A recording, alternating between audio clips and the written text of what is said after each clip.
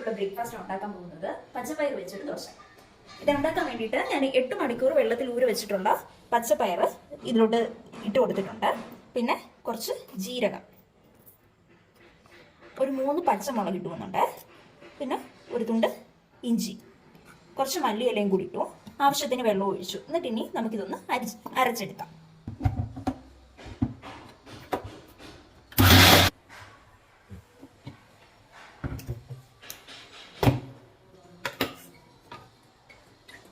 ഈ ഒരു കൺസിസ്റ്റൻസിയിൽ അരിഞ്ഞു വന്നിട്ടുണ്ട്.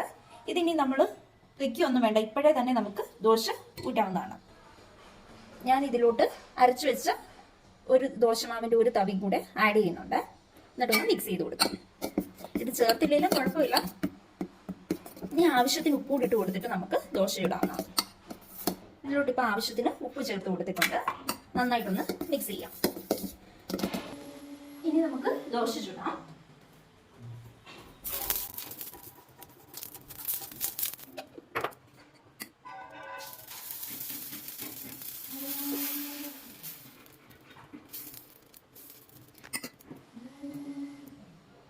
ഇതിന് സൈഡ് ഡിഷായിട്ട് ഞാൻ പീച്ചിങ്ങ വെച്ചൊരു ചട്നിയാണ് ഉണ്ടാക്കിയത്.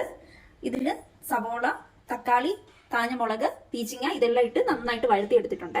ഇനി ഇത് മിക്സിയിലിട്ടൊന്ന് അരച്ചെടുക്കും. ദോശ ഒരു സൈഡ് മുരിഞ്ഞ് നല്ലതായിട്ട് വന്നിട്ടുണ്ട്. ഞാൻ മറിച്ചിട്ട് കൊടുത്തു. അങ്ങനെ നമ്മുടെ പച്ചപ്പയർ ദോശ ഇവിടെ റെഡി ആയിട്ടുണ്ട്. ഇതിന് നിങ്ങൾക്ക് നെയ്യോ എണ്ണയോ എന്തെങ്കിലും കൂടെ ചേർത്ത് ചുടണമെങ്കിലും അങ്ങനെ വേണമെങ്കിൽ കൂടെ ചുടാം.